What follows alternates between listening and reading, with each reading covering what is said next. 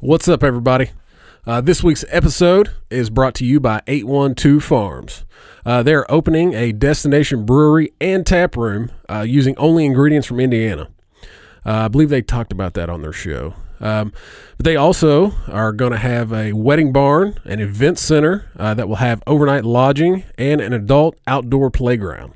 That sounds like a really good time. But you can also check those guys out and drink some of their beer. They're going to be at the Norml Beer Festival September 16th in Brown County, and also the Corn Maze Beer Fest September 23rd at 450 North Brewery. And I believe we talked about both of those on our episode, but just to let you know, that's where they're going to be. Go check them out. Drink some of their beer. Also, this week's episode brought to you by Ranger Nutrition. Ranger Nutrition is a disabled veteran-owned company. They make all natural sports nutrition products. All the products are made right here in the States, just like they should be. They make everything. Everything you need to get your swole on, just to get back in shape, anything you want to do, they more or less make the product for it. Protein powder, pre-workout formulas, weight loss supplements. You name it, they've got it. But you can go to rangernutrition.com, use promo code SMUGCAST, and you're going to get 15% off your order. But that's Ranger Nutrition, designed for fitness warriors. Also, Jay's Wings and Seafood over on the east side of Indianapolis. You can call in your order, save a little time. It's 317-890-0088. They are located at 8237 Pendleton Pike in Lawrence, Indiana, 46226. They make some great food. They really do. I've had them probably not as much as the BJ, but I've had them quite a bit. And it's actually some really good food. So, but you can, like I said, go in there. You can use promo code SMUGCASH and you'll get 10% off your order. Also, big shout out to Repo Records. They help us out with the audio each and every week and make me sound beautiful. But that's Repo Records, taking the music back. This week in studio, we have the guys from INorml back. They wanted to come in and talk about a town hall meeting that is coming up on August 26th. Really trying to get the word out, just try to get the Cannabis Revolution going here in Indiana. I know a lot of us thought this would probably be one of the last states to ever legalize, but hopefully with the help of these guys and some other organizations, we'll push that along a little quicker. So that's all I got. I hope you enjoy the episode. This is Smugcast.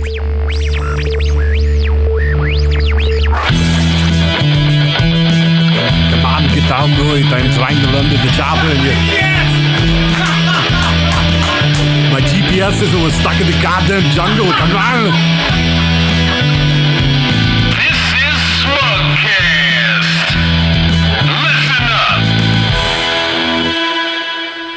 All right, welcome to another episode of Smugcast. I am AP. With me, as always, the BJ. Afternoon, sir. How are you, sir? Beautiful. It's a beautiful Sunday. It is. It's hot as shit outside. It is. So I'm glad this is an indoor podcast. We got some very special guests coming back with us this week. They got some things going on this Saturday, so they have them back in. Let them talk about it. We do have Mr. Jack Cain from INorml. How are you, sir? Very good. Thanks for letting us come on. Appreciate it. Yeah, man. And now on his own, I'm not really sure what to say, but who's your advocate, David Phipps? There you go. There you go, man. Supporting the cannabis. There we go. But no, like I said, they do have a town hall meeting coming up on the 26th, which will be Saturday. Starts at noon to 3, right? Correct. Okay. So, like I said, we wanted to have them come back on and let them talk about what they're going to do, what they're going to talk about. Excellent. Well, this is great. We really appreciate you giving us a chance to come in and talk about this. You guys have always been a big supporter of the cannabis movement, even though you can't use it yourselves, which is remarkable to me that somebody that doesn't partake is so fired up about it. So we appreciate that very much. Because we want to be able to. There we go. But yeah, we're very excited about it. As you know, there's been, and probably listeners know, there's been a huge sea change in attitudes about cannabis. And recently we've had Representative Jim Lucas, a staunch conservative, who's come out and said he's going to introduce a medical marijuana bill. And he's a Republican. Yeah, he's a very, very, very, very conservative Republican. So with that, we're starting to get a lot of traction on that. It's really, people are starting to expand their awareness of cannabis and what it can do. I was real surprised. We went out a couple of weeks ago to the American Legion and had 3 of the executives of the American Legion sit down and record little videos talking about how the American Legion wants to really support research into medical marijuana. We think it can have a huge impact for the veterans. Yeah. And so they're all behind it. And it really is, the momentum is really starting to change. And the thing that's interesting is we've won the culture war. I mean, 73% of the people in Indiana say that they want to see a change in the marijuana laws. I tell you, I actually, not to interrupt you. Go ahead. I saw a statistic midweek this past week that said something like nationwide, like it was like 93% of the people in the United States want it legalized, recreationally or medicinally, whatever. They want it legalized. 60% of Americans supported making marijuana use legal, and around 90% support for allowing medical marijuana. Yeah, there you go. There you go. Yeah. So the thing that's interesting is we won the culture war. Everybody's the normal people. No pun intended there. Support this. But now it's a chance to get the people, the legislators and the people who are kind of anti and kind of on the fence to realize it's a much bigger, there's much more to this issue and to this plant than anybody ever thought about.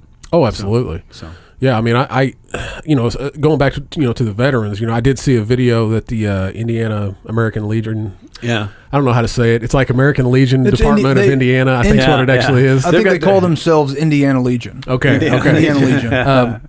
I did see a video that they put out, but not only that, several months back, they had a big push going to give medical to veterans for PTSD and pain management and all. Instead of the VA throwing all these opioids and shit at them, let them smoke something that's not going to kill them, or vape it or eat it or whatever, Right. It's I think it's interesting. We're friends with Jeff Staker, who's for medical veterans for cannabis, and he's attending a symposium in September with General Shizlecki, who's the head of the VA, is going to be there talking about the potential for cannabis, in Washington. So it's really starting to get some national attention. Yeah, absolutely. That's really exciting. Once we began to see the numbers coming out of these medical cannabis states showing the average, this is average of 25 or so % of reduction in opioid addiction rates and overdose deaths. That means there are states with more than 25% reduction. It just averaged out around there. And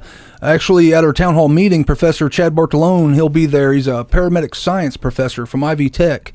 And he also, he's a working paramedic also. And his study that he'll be presenting at the town hall meeting actually reflects the same numbers. And he actually wasn't really aware of the Indiana cannabis movement until recently. Yeah. And I was happy that we had the opportunity. Once he contacted me through Facebook, he saw one of the videos we put out recently quoting the 25% average, and he said, "Hey, that my study actually reflects the numbers you were saying there."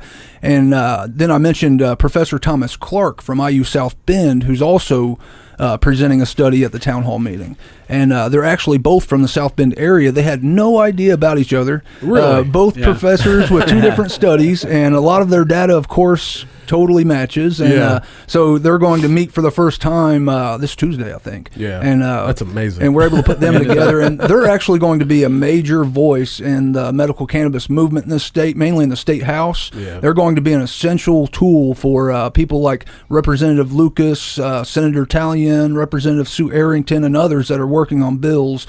When we have these committee hearings, these are going to be the professors, 2 main professors, I believe, that will be testifying here. And who better? I mean, if you want to learn the truth behind this issue, I can't think of a better person than Indiana college professors. We have some of the best in the state, and that's who will be presenting this information. Well, I mean, there has to come a point where the government goes, okay, well, these people know what they're talking about, and we're gonna have to listen. Just like you said, 93%. of the people in the United States want this legalized. If our voice isn't enough, why not? Some people who have college educations who are supposed to be, quote unquote, smarter than everybody else, they got to listen. At some point they have to, yeah. I mean, it's supposed to be a democracy and the will of the people and that kind of thing. So. Yeah. And the thing is, it's an independent study. They both went into this with the same idea of just simply finding the truth behind the issue. They saw people debating back and forth, and they would spark their interest enough to look in on it. But they approached this with a totally, they're college professors, and I believe Thomas Clark is actually teaching this in his classes even. So they had to make sure it was a total independent, 100% factual, no different than any study any other doctor would do. Peer-reviewed study. So. Yeah. So yeah, that's added a whole different dimension, because typically the conception, as you know, is that the whole cannabis movement is nothing but a bunch of old stoners and hippies and Cheech and Chong. And that is a huge misrepresentation.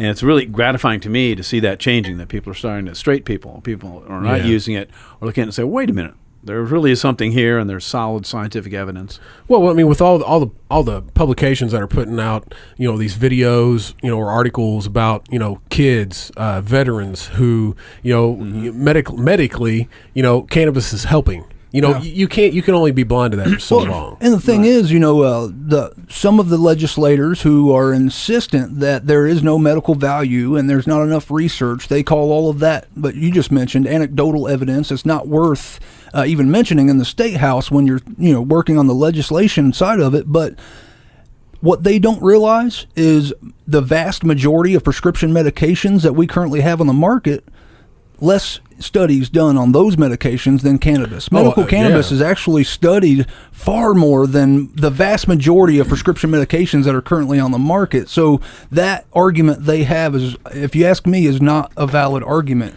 because they're not implying the same logic with all of this other medication. Well, and I think the last that I checked, and I mean the last that I heard, and this has probably been a couple years ago maybe, was that cannabis has had a test, I guess, done on it more than 20,000 times. There's been 20,000 studies, over 20,000 studies done on this one plant. And when your typical prescription medication that you get, that your doctor prescribes, and more than likely has only been put through like 4 or 5. And the thing is with that, what many people don't realize, the studies that are performed on those prescription medications, the FDA relies on the very pharmaceutical company that came up with the medicine to run those studies. And of course it would be in their best interest to manipulate the results so they could rush it to the market. And that happens far too much. And as a result, we have children and just different patients, but a lot of children, these medicines are not tested. A lot of these medicines are given children right now, not tested on children. So it's kind of a guessing game, and it's sad. And I didn't even realize this till we have healthcare professionals working with us on this. They're doing the research and they're coming at us with this data that they're finding, and I'm shocked. I assumed there would have to be more studies done on these prescription medications, and it's just actually the other. It's the opposite. Yeah, it's the opposite. Yeah, Israel's been leading the world in terms of research on cannabis. Yep. And they're fully supporting of it. And the thing is really interesting, and it's kind of deceptive when people talk about this. Well, we need to do more research, and it's not approved by the FDA. Well, that's kind of a catch-22, because the FDA can't do any research on it because it's Schedule 1, all right, and it's no medicinal value, and they're not releasing it to do any studies in the United States. So it's been researched all over the world. It's just a matter of it hasn't been done here in the United States because it's controlled. It's a controlled substance. They're simply turning a blind eye to all of the research that has been done overseas. They're ignoring Europe. They're ignoring Israel. They're ignoring all of the studies they did, and they say we need our own American studies performed. Yet they put all of these obstacles in the way to prevent it from happening. Exactly.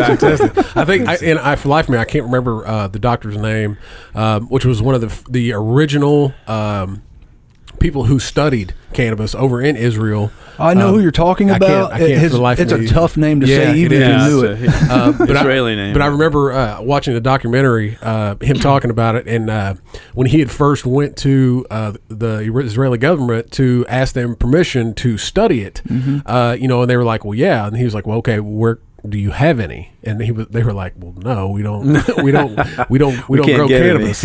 And so they said, but we give you, the permission to go find it and study it. I saw that. So he said he literally found a guy, bought a old paper grocery bag full of it, and walked down the street home with it. Yeah, awesome. he was telling a story about waiting on a bus stop or something out in the public with all of this Grocery bag full of pot. Yeah. Well, this is been over here doing research, but this is something that's Senator Cory Booker out of New Jersey and a couple of other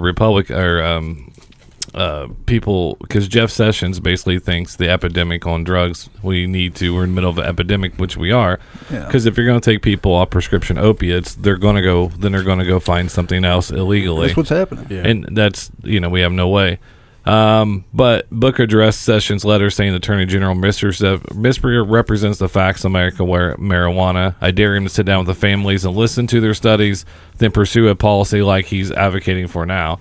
Because what they're trying to do is say, let the states regulate this themselves, and keep the federal government out of it. Because they have a tendency to, they all just want to get reelected in some way, or some. A lot of it has to do with that. So that's the sad part. They're not actually using any of the studies or anything. They're just saying, well, if I say I'm for this, then they're afraid that they're going to be blackballed by their party, or they won't get their money by for their base, re-elections. yeah. And that's the sad part. Yeah. But I'll tell you what, that's on a federal level. I fully support that bill. I think it's more of a conversational piece in the Capitol building right now. It's not going anywhere, but it is going to spark a lot of important conversation that needs to be started. Oh, yeah. But on the state level, you mentioned the constituent support for these elected officials, and I'll say it here, and I'm saying it everywhere. If Indiana legislators are not aware of the constituent support by now for this issue, they will soon find out come election time. Hoosiers are ready to vote on this issue, and those who are adamantly turning a blind eye to every Hoosier patient that so desperately needs this medicine, they will be replaced. And we are now seeing Republicans coming in and challenging those dead set Republicans that are against this and won't change their ways. Well, they're going to be challenged come primary time with a Republican that does support it, because like we say many times, it's not a partisan issue at all. It's not a Republican-Democrat issue. It's a moral issue that needs to be dealt with now and in the right way, because there is actual suffering happening in this state as a result of today's laws. Yeah. There is actually, we meet these patients all the time. So many patients throughout the state. And, whether it's from Parkinson's disease or just pain management, you name it, there's so many different, things that it could help with. And they describe their suffering to us, and they tell us how, they tell us about the studies that shows cannabis can help that specific problem they're having, and how people in other states are seeing success with it. But, like Crohn's disease is another one. Actually, some patients actually going into full remission. That's, another medicine that I know of does that. And what's the kid's name? I can't remember his name. Cole, out of Colorado. Cole. What's his name? I don't remember. His name Cole something. Actually, I shared it on our Facebook page here a couple weeks ago, maybe. But yeah, he is in full remission. And if anybody watches Viceland, Wiedekit did an episode. Yeah, Wiedekit did an episode on where he was on that episode, and when they showed him, he was in the hospital because he had went back home to his home state to visit his family, where cannabis isn't legal, and within a matter of days, he was so sick he had to be back in the hospital. So they shipped his ass back to Colorado. To get him to get his meds. And then now, I believe the count the other day that I saw, the reason I shared it was like 1,000 some days where his Crohn's had been in remission due to cannabis oil. Yeah, and when you talk, luckily I don't have Crohn's, but I've spoke with many Crohn's patients, and they describe this as the worst pain they've ever had in their lives. I have a buddy, his wife has it. Yeah, and it's just for any legislator to hear this, I know they have to be hearing the same patients that I'm hearing, but for them to just shove all of that aside after listening to them and continue the pursuit of keeping this illegal and tying it with these other drugs that are killing people, it's just sad, and it needs to change. We have in this state an opioid epidemic that's now killing more Hoosiers than homicides and firearms combined. And if that's not something you need to deal with, I don't know what is. And the fact that they're wasting so much time and energy. You're talking, off the top of my head, I wish I would have looked at this stat before I got here, but I'm saying I want to say roughly 30 million, if I remember right, around $30 million in the past 3 years Indiana spent enforcing cannabis laws. So that's how, and that does not count the costs after court. This is just to arrest a Hoosier and put him in front of a judge. That is just those costs, $30 million. In that same amount of time, Colorado has made $500 million, $500 million in tax revenue in that same amount of time. We spent $40 million just to lock them up, just to arrest them for the same thing. It's in 2016, they made $135 million in taxes. Yeah. Now imagine in this state with the opioid epidemic, imagine what that $30 million they spent to enforce cannabis. Imagine what that would have done for the opioid epidemic. Oh yeah. And the thing of it is there's such an entrenched bureaucracy around the prohibition of it, and people are so set in their ways, and it's difficult to change your mind and say, hey, wait, maybe we should look at this. But the people are starting to come around, and it's like David was saying, sooner or later, it's going to be a situation of you go to the politicians and say, why are you not looking at this? Because it's irresponsible to not look at it. Oh, absolutely. And the ones who are trying to connect medical cannabis with opioids and heroin, or opiate-based drugs and crystal meth and all these other things that are really killing Hoosiers, they are just exposing their ignorance to what's going on. Well, and it's that. I mean, there's no other way around it. That's what's happening. They're ignorant. They're not stupid. They're not dumb, but they're knowingly ignorant to the facts. They've got a vested interest in keeping the prohibition going. There's so much. It's funny. I'm looking. Jack handed me the and for a lot of people that may not know this, I knew this, but the United States government does hold the only patent, right? Yeah. The only patent on cannabis. You can look this up. This is 6630507 B1. That's a U.S. patent number. You can look this up. And he's handed me the patent. I've never seen this piece of paper like this. It's nice, isn't it? That's beautiful. But it's funny because the government claims that the marijuana doesn't have any medicinal effect. But yet they hold the only patent on it, saying that it does. If that is not the epitome of hypocrisy, I don't know what is. Well, you look down through here, and I mean, it tells you all the stuff that it's good for. Autoimmune disease, Alzheimer's, which there's been a big push for that lately, stroke trauma, HIV, neuroprotective, which is big, TBI, traumatic brain injury. CTE has been in the news a lot lately, where they said 110 out of 111 NFL players have signs of CTE. Mm-hmm. This is a big deal. You know what I mean? I mean, it's just funny to look down through here and see.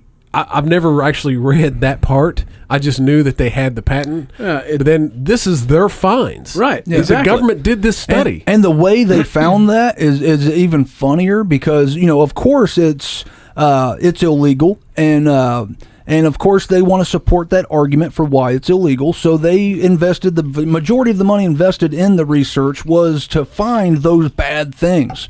And a very small fraction of that money went to finding the positive things. Yeah. But no matter how hard they tried to find these bad things, they couldn't help but find more and more good things. Well, that's what I think. I can't remember if it was on. I can't remember which episode it was on. If it was David's episode or Jack's. BJ had pulled up the only study that had ever been done that had really found much negative was they said, what was it, chronic bronchitis was the only one that was really the only downfall. Yeah. Was chronic. I understand that's a my kid suffers from bronchitis occasionally. Yeah, like we've got it fixed, but I understand that's a big deal. But that only is from inhaling hot, warm smoke. Exactly. And, and now there's how many different ways you can get it in breath sprays. You can get it in cookies and mints, vaporizer. Yeah, one of the things we fight with a lot is there's some strong, some loud voices that are anti-legalization, usually conservative voices, and they tout a lot of studies from California that supposedly show, the increase in emergency room admissions, due to marijuana, increase in traffic accidents and all this other stuff. And they're really picking some bogus statistics. They're looking at a study and they're cherry picking what information they're talking about. And a lot of the stuff, excuse me, Dave, a lot of the source of that information is the Rocky Mountain High Intensity Drug Task Force, okay? Which is a combination of some of the police agencies in the Rocky Mountain area, Montana, Idaho, Wyoming, Colorado, et cetera. And their study, and they're doing study and cherry picking the statistics, saying, hey, traffic accidents are going up, and there's a lot more fatalities. The fatalities, people who got marijuana in their system, and that was the cause. But the bottom line of the whole thing is the Rocky Mountain High Intensity Drug Agency is sponsored by the National Office of Drug Control, all right, and their very mission is to find things that are bad about marijuana and to publish anti-marijuana things. So anything they say is automatically tainted because that's their mission statement, is to find bad things. It's like a divorce attorney. One of the things they like to point out with all of this is poison control calls. And so say in the medical cannabis state, something I do disagree with, by the way, making candy that is child that would be attracted to children. That's bad. There is no reason to market that way. No. And you could make it look totally different and less attractive to children, which they need to do. But the fact is the kids are getting a hold of some of this in some cases. And what this is parents being irresponsible with the medication. You would never leave an opioid-based medication. You would never leave any kind of medication laying around for your children to get it. This should be treated, your liquor cabinet. You wouldn't leave your liquor cabinet open. So this should be treated no different than that. So what this shows is not only irresponsible parenting, and their kids got a hold of it because of their irresponsibility, but it also, they're not pointing out the fact that most of these children that went into the hospital for poison control, they shortly left not long after, just fine, no harm to their body. Probably felt pretty good. A little sleepy, but hungry maybe. But the thing is, whenever the Poison Control Center is called, they have to put it down as a call, no matter if it's really a poisoning or not. And that's just all they'll point it out without pointing out that fact. Same thing with the statistics on if you're on emergency room. If you come into the emergency room, even if you're drunk and have a bunch of other problems, all right, if you have marijuana in your system, they're going to put that down as marijuana related. And that's where a lot of the where they say the increase in traffic, accidents because of marijuana. No. They were probably drunk. It's just they had a little cannabis in their system too. Exactly. And something that's interesting with that, Professor Thomas Clark, who's going from IU South Bend, he's the chairman of the biology department of IU South Bend. He's one of the professors presenting the data at the town hall meeting coming up. And one of his studies, or part of his study, actually shows a reduction in deadly accidents because people are actually choosing cannabis over alcohol and opioids, which were causing far more accidents. So when you factor in total numbers, even though there may have been an increase in accidents related to cannabis, overall accidents have dropped. And of course, they're dodging that stat too, but the professor's not dodging that stat, and that's going to be part of his presentation next Saturday. I'm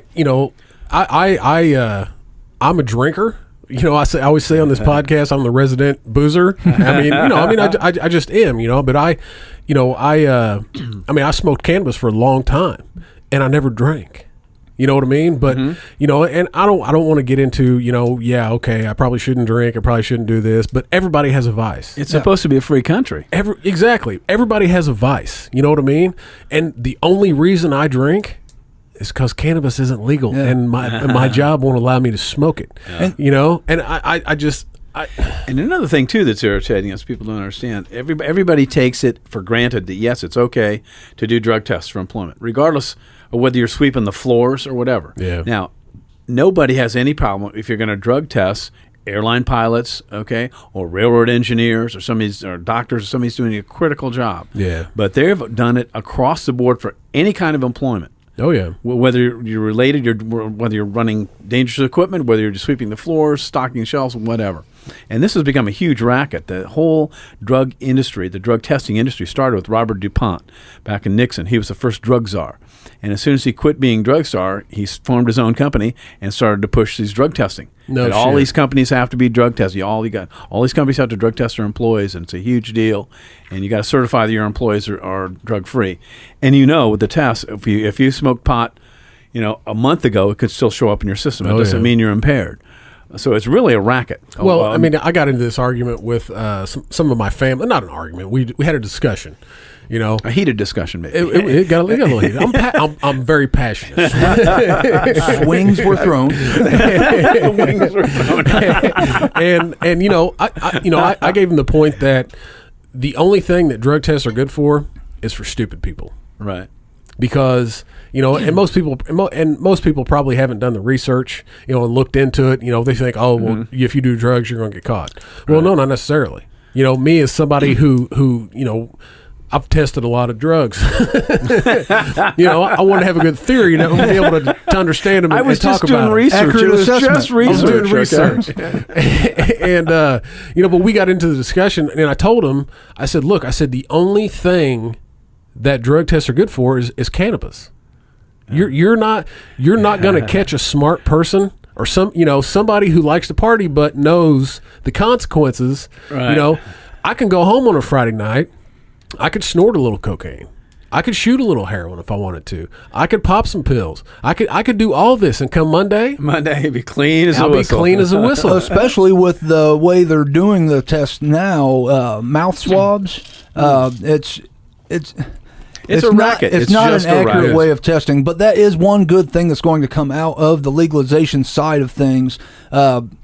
When it was illegal, the demand was not there for the free market to take up this idea and run with the technology and advance it. But now the free market, the demand is there now. And so they have financial incentive, which they need to now research this further. Different companies want to be the first to have that good technology that all the police forces throughout the country will rely on for roadside testing, and that's going to be a big money market for them.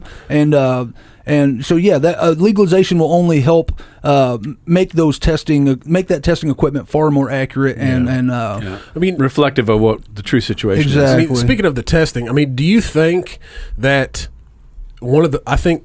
me personally, I think that the biggest problem that we're facing is that not everybody will test the same.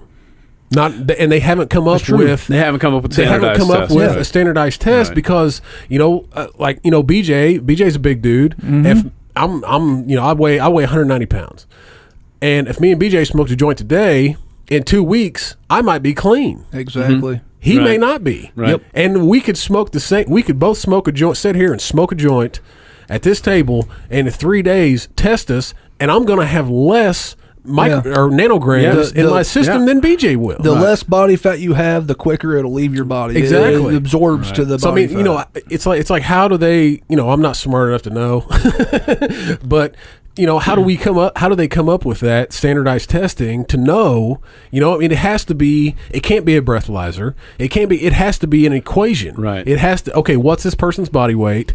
How long has it been since they've used? It's There's all a whole this lot of stuff, factors, and right. there's no way to narrow it down. But I think if they can narrow it down and figure that out, I think legalization will happen in no time. Well, I think that it's very important, and it's very important to know that nobody on the pro-legalization side is for impairment. If you're an impaired driver, Absolutely you not, shouldn't be driving. Of course not. Period. Yeah. End of story. Okay. Yeah. And going back to what we talked about earlier with the candies, I think I would agree with you, David. That's a horrible thing to do, to be packaging that in things that look like candy for children. Yeah, there's they could make a black blob of candy that would taste the same to adults. Yeah. But so the point is, on the pro-legalization side, we realize that there's some potential harm that can be done. All right? Oh, yeah. But that isn't offset by all the good that can be done. And you shouldn't penalize the 98% of people who use it responsibly just because there's 2% of the people who won't use it responsibly. Yeah. And that will be our key to success with Indiana's Cannabis Revolution. Everyone involved in it, be honest about the pros and cons, both. Don't ignore Right. the cons like so many others want to ignore the pros. We don't only want this done for our state, but we want it done the right way. And we don't want people smoking this or doing, however they want to do it, eat it, and then get on the road. That could impair your driving. Let's not do that. Let's have laws in place to where that's regulated. There's obviously a safe way to regulate these things, safer way, and that's what they're doing with alcohol. It's not 100% fail-proof. There are risks, but they still let it go to the market. Yeah. Same with all these prescription medications. And so cannabis is no different. It will come with some risks, but the benefit outweighs the risks by far. And, absolutely. And the fact that like I said before, the suffering that's continuing through this, it's just that's what tugs on my heart every time I talk about it. Like, I can't stress it enough. People are seriously suffering through all of this. Well, and, me and BJ have, I don't want to say firsthand experience, but Jess, who sat in on your episode, her daughter is epileptic and nothing works, and they're using Charlotte's Web, and it's not really helping. Well, because she needs a little THC in there, right? So you got all these kids who, like, just like Addie, who CBD is not working for it. Well, and THC is not going to kill her. You need. It's just proven science. Legislators may feel comfortable with the whole CBD and next to no THC like they have through House Bill 1148. Yeah. It only allows 0.03 THC. But the thing is, it's proven the patients need whole plant for the best success. And they are limiting that. And I've actually met quite a few Hoosiers recently that were excited about House Bill 1148 becoming law. They tried the CBD because other Hoosiers, it is successful with some Hoosiers. It's seriously, some of these Hoosiers, thanks to 1148, they went from over 100 seizures a day to a few days in a row with no seizures. That's huge. And they're actually leaving Colorado or leaving Indiana, going to Colorado so they can access the whole plant. And where they weren't seeing success here with our minimal THC, they're now seeing that success in Colorado with the whole plant. So it's called the entourage effect. That there's so many different chemicals in the marijuana, the cannabis plant, that they interact together and they have a synergistic effect. So you can't just isolate this one is the one that's going to do it. Yeah. I mean, I because I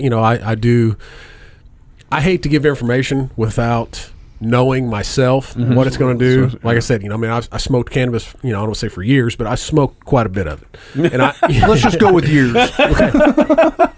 Well, we won't even ask you to quantify that quite a bit of it. Okay. We'll have the discussion offline. And I know, I know what it did for me, personally, as far as, just like my mental health, my, everything, right? Your outlook on life, Yeah, exactly. So I ordered some Charlotte's Web CBD. I didn't get the top strain, but I got the mid, the middle of the road. I just wanted to see what it would do. I've got a little kind of ADD, ADHD. I don't know what you want to call it. My wife says I'm fucking nuts, but I thought, okay, well, let's try it out, because I heard, it can help you. Yeah. Well, also, my knees are screwed. My shoulders are screwed from playing sports. So heard it would help with that. So I thought, okay, I'm going to order some of it, And I just ordered, like, the smallest bottle. I think it's like 30 milliliters or something like that. I couldn't believe the change. Really?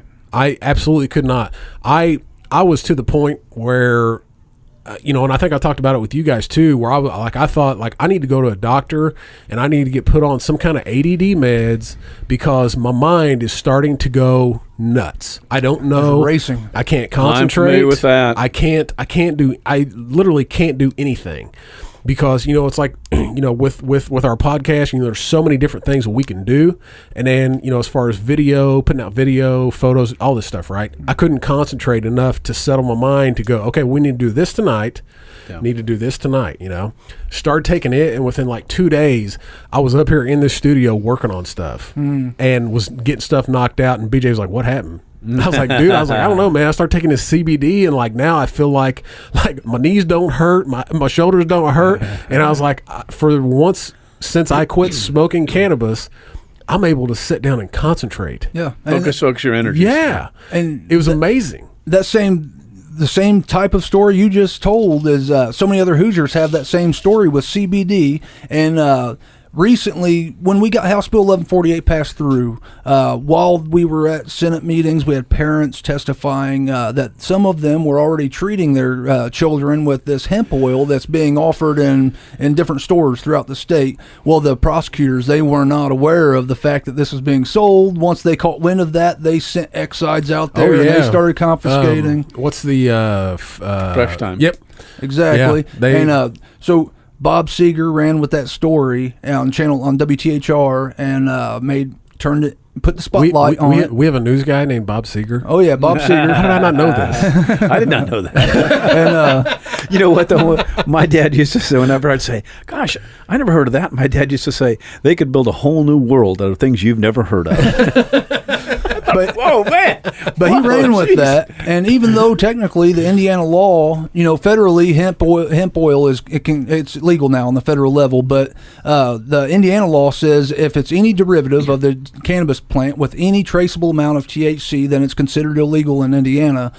Pretty clear cut. But over the outcry of Hoosiers upset that were saying they were successfully treating their chronic pain with this, and you just take it off the market. They were upset, and through that, excise, they're leaving it alone now. Yeah, actually, back on the counter. The hell of it is that's increased the awareness of CBD, and they've sold out of CBD. Yeah. Well, I didn't know. I didn't know that. Hey, can you fix that? Well, that's it. I didn't know that Fresh Time had that for sale. Oh yeah. And when all this went down, a guy I work with who is also a cannabis activist, I would say, he was like telling me all about it, about how they came in and took all this down, and then they were interviewing all these people who had used it, and like this one lady had cut down her use of opioids by 75% by using CBD, and another guy had dropped a prescription and started using CBD instead. Pain, it was some type of opioid. He was still on one, but had not only dropped one, but had dropped how many a day he was taking, and was replacing it with CBD because it was taking the pain away. Right. Right. And the thing is, opioids, it'll always have its uses, and for short-term pain, it's hard to beat it. And so patients, we don't want them suffering through this pain. Give it to them short-term, but for long-term, it tears your livers up. It tears your liver up, your stomach lining. It can kill you. I mean, so many bad things come from long-term use of the opioids, and not to mention the addiction problem, which is our biggest problem. And so it's all about giving.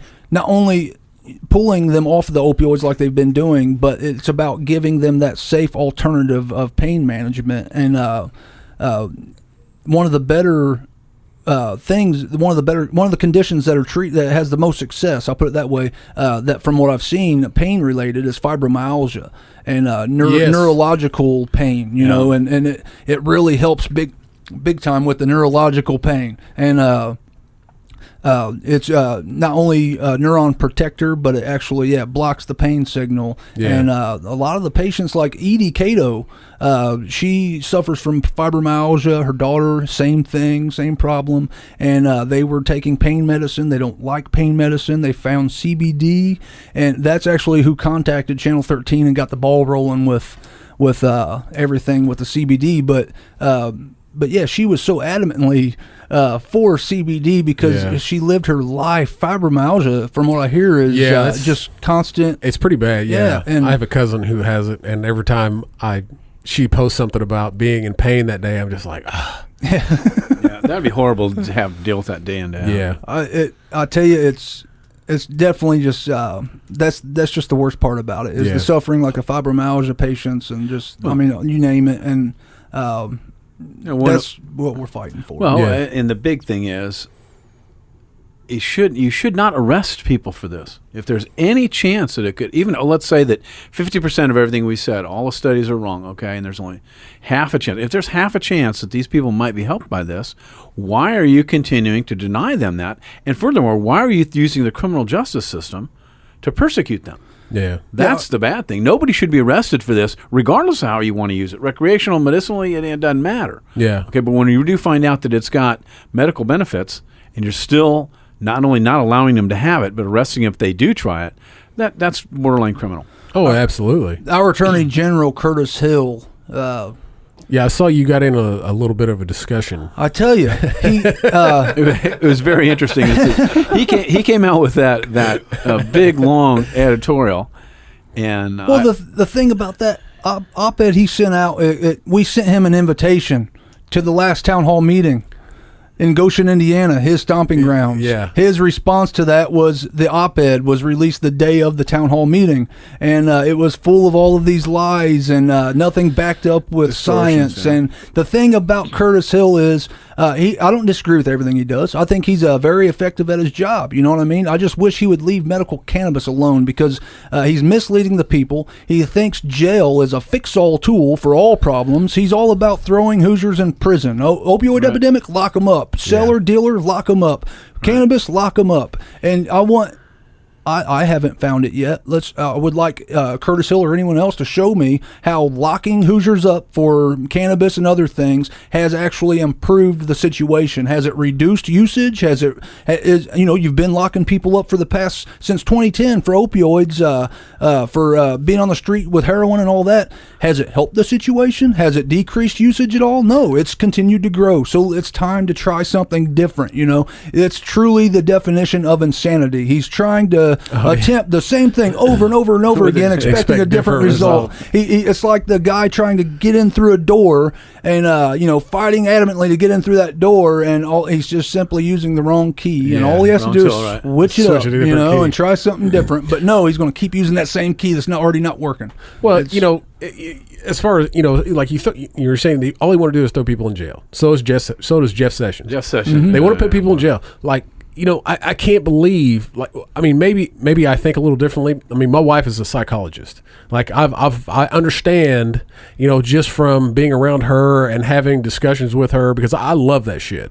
I mean, I love knowing how the mind works, right? Tremendously interesting. Very. And throwing someone in jail does not do anything. You have to change the mind. Right. Oh, it does do something. It makes them a better criminal for when they get out. Exactly. You get locked up for heroin, and you need to make money to support that heroin addiction. Boy, go to jail. That's prison 101. That's college for them. That's criminology 101. You need an income for your heroin addiction? Well, here, I'll show you how to steal cars. I'll teach you how I can get you your heroin and some money. How about that? So, that's the result we're really seeing out of this. Absolutely. And the one thing in the discussions, in particular with Curtis Hill, they always talk about the anti-marijuana people. Always talk about, hey, it's horrible, it's so bad, and list all the different, supposed statistics about the negative outfall. But they never talk about how bad the current situation is, how much money they're spending, arresting, investigating, and confining people who use this plant. Yeah. All right. They don't talk about all of the money that's wasted, all of the, stop and think about the impact that it has in terms of police-community relations. Yeah. Right? Nobody's going to really be in favor of the police if they're afraid the police are going to stop them and arrest them because they've got a joint. Yeah. And nobody ever talks about that. The people that are prohibitionists, the law enforcement people, they're actually feeding the beast that they're trying to kill, that they're claiming they want to kill. Okay.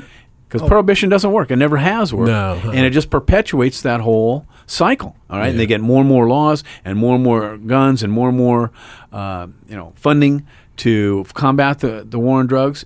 It has never worked. It will never work. But they won't give it up because it's their livelihood. Yeah. It's funny.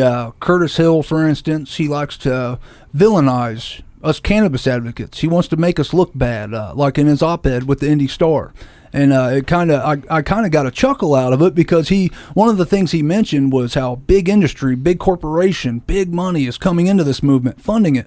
Well, I am one of the leading advocates for the state of Indiana in this movement, and I have not seen a damn penny. I want to know where this money is that he's talking about. Where's the big money so we can cash in? To INorml, like we look at the bank account, it's not big money, and but we're doing what we can with what we have. And but when you do start looking at money, start talking about money. money, Curtis Hill? Well, let's look in on that. And then when you do, you start seeing all of this forfeiture money that he's depending on to make offices nice and add more employees, you know. So then when you start thinking about that, you start looking a little further into the money, and you start finding out things like what was in the Indy Star not long ago. He's spending thousands of dollars for a painting in his office. Got to make it look nice. Right. But thousands, I can't remember the number, but I think it was over 10 grand for a damn painting. You I'll guys pay should you a look that painting up. for 10 grand. I tell you, top of the line furniture, and you know, and word is he did the same thing up in Goshen area, up in Elkhart area with Stomping Grounds. You know, early on didn't have much for an office and didn't have many people working under him. But boy, once he started kicking up the drug enforcement in that area, and he started forfeitures. Man, did his office get nice quick. And boy, wouldn't someone like that want to keep that money coming in. It's just such an easy target to arrest people for marijuana. And last time I saw a statistic, half of the drug arrests that are made in the United States were for marijuana. Oh, yeah, I don't doubt that at all. So the war on drugs is really a war on marijuana. Absolutely. And when you start to investigate, we don't need to get into it now, but the whole war on drugs is based on a lie. Okay, the lie is that one of the lies is the drugs are bad, and the second lie is the only way to approach this and solve this problem is by arresting people for using them. Yeah. Okay, and it has its roots in racism and political expediency on Nixon's part. Yeah. So the people who are still continuing to push for prohibition, okay, and increasing like Sessions and Curtis Hill.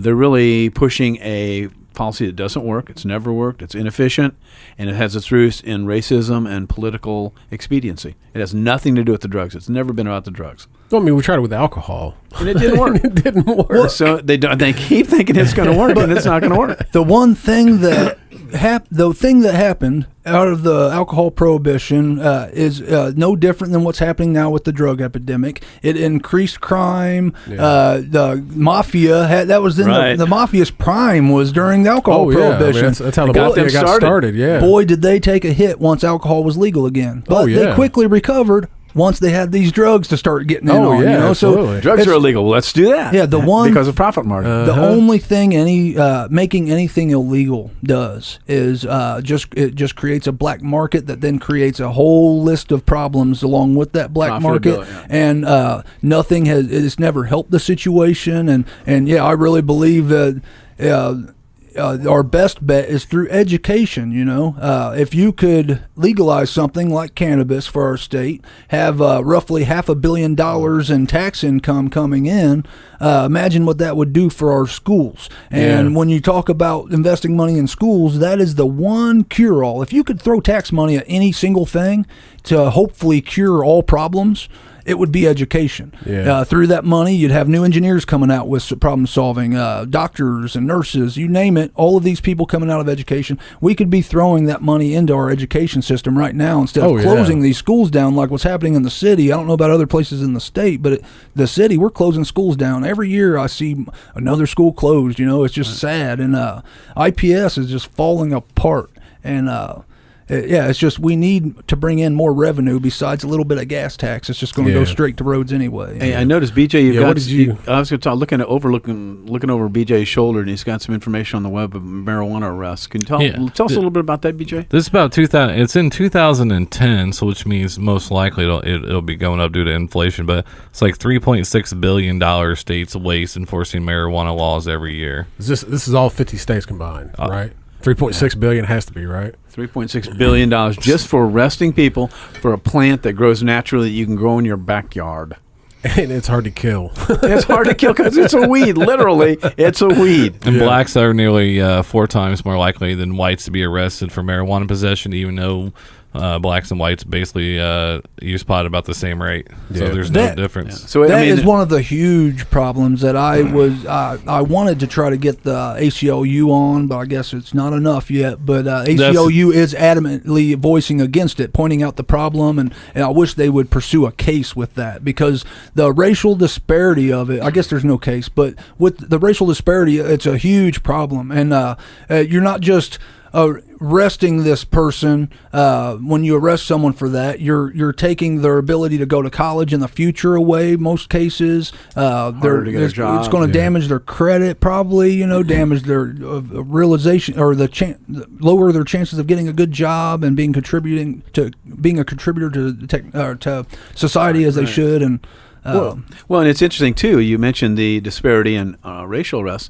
I would ask everybody who's listening to the podcast today to go out and Google Harry Anslinger and some of his quotes and read some of his quotes, the things he was saying back in the 30s to get marijuana made illegal. Okay, because they're unbelievably, blatantly racist. Oh, absolutely. A lot of it was to get blacks and Hispanics arrested. Exactly. To get them out of the country. Exactly. A lot of it was against Hispanics. Like Indiana had the, in the 30s, at the same time when all this was happening, Indiana was one of the states doing it. They had a repatriotism, I think it was called, I'm pretty sure repatriotism is what they called it. But what it was shipping Mexicans that lived here and helped start the state, Indiana, up in the northern section. They forced them, families that were, some of them born here, forced them back to Mexico. Yeah. And some of them managed to get back, and come back to Indiana, but some just stayed down there. But anyway, all of that was happening all over the country. Racial, and they took this, what they called the evil Mexican devil weed. And that's the kind of language and propaganda that they used in the 30s to get it. That's how they got the term marijuana. Exactly. Yeah. Exactly. I mean, marijuana is actually tobacco, but it's a wild tobacco grown in Mexico. Well, it's a disparaging term. It's a slang term that was used. Yeah. The correct I mean, term it was always, you look back in like the old movies and stuff where it was like cannabis elixir. Like it was always called cannabis. Yeah. And it wasn't until the 30s with reefer madness and all this other stuff where they took the term marijuana, because it was a Mexican tobacco, and they wanted to make it sound more Hispanic, more Mexican. Just feeding off of the hatred that was going on racial in the country in the 30s. And absolutely. It's sad. It's the few elites manipulating the masses is what it is. Well, it's a police state mechanism is what it is. Yeah. Yes.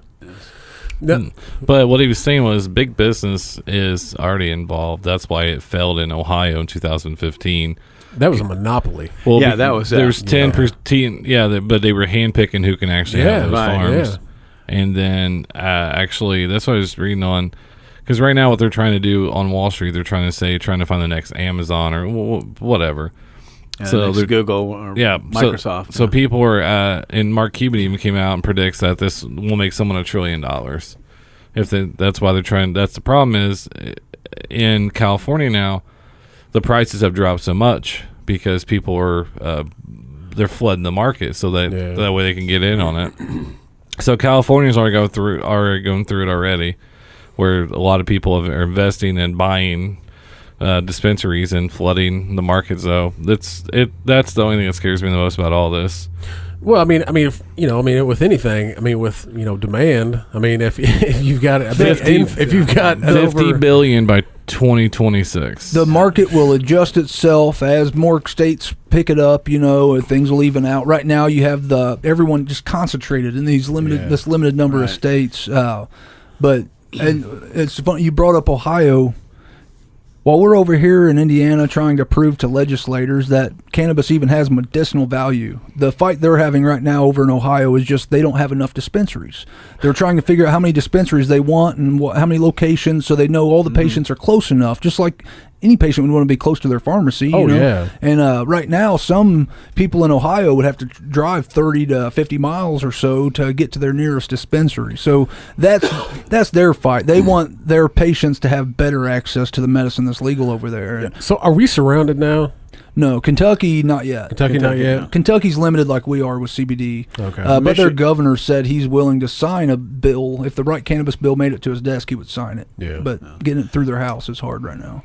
But Michigan went? Michigan has, but I think that the powers that be, the governor and the Republicans that are controlling the legislature, are really trying to do everything they can to put roadblocks and make it difficult and delay the full implementation of it. So they're strictly medical, no They're medical up there, and they're still trying. Last time it's been a while since I've researched that, and it would bear It'd be a good idea to do more research, but Yeah. they're still trying. They're nitpicking, and if you're not following the regulations exactly, they're doing everything they can to try and stop that and make Yeah. it difficult, put obstacles in its path. But Illinois is rec, right? Illinois is past medical, and they just passed medical, so they're in the midst of implementing that and how we're going to roll it out. Gotcha. And touching on that, we are pretty much surrounded. We're close Yeah. enough to it, More or and less. Kentucky's coming soon. But being here in Indianapolis, we're more or less surrounded by I want it. everyone to think about it for a second on the fact that Illinois, Ohio, and Michigan has medical cannabis now. Now, this is an ever-growing number of patients that are treating themselves through cannabis. This is an ever-growing number also of patients who want to, take their medicine with them when they travel. Now, if someone in Ohio wants to visit family in Illinois or, on the other side of Indiana, they're more likely going to go around us up north, up Michigan, and bypass the risk of going to prison for a long time for merely possessing your medicine. Yeah. We have an ever-growing number of our neighbors avoiding our state, not spending money in hotels and gas like we need them to support our roads. So now we're increasing gas tax to try to make that up. And our General Assembly, last Assembly, they had a limited budget. They had their budget was knocked down quite a bit, and that was because of a decrease in sales tax. And the decrease in sales tax, I can't help but think, has a lot to do with the decreased number of people visiting our state now because they're patients that will go to jail for possessing their medicine here. Yeah, absolutely. Ohio had to do something because their opiate deaths were ungodly. That was like one of the worst states in the country. They right? went Still terrible. And down to your prescription, you have to go every week to get it. You cannot get. Oh, you can't get a month's supply? You can only get a couple days supplies. Wow. See, I mean, that's the kind of little nitpicky regulations that they're trying to do. And then the people that need it, I mean, think about it. If you're 65, 6 years old and you take it, that means you have to drive up there. You're already on a fixed income. You already have to, and then like Indiana requires you to go like every. They only can give you 2 at a time. So every 4 months you have to go to the doctor. You're required by the state of Indiana to pay for a drug test that you pay for. That's mandated by the state of Indiana, which is $130. Mm-hmm.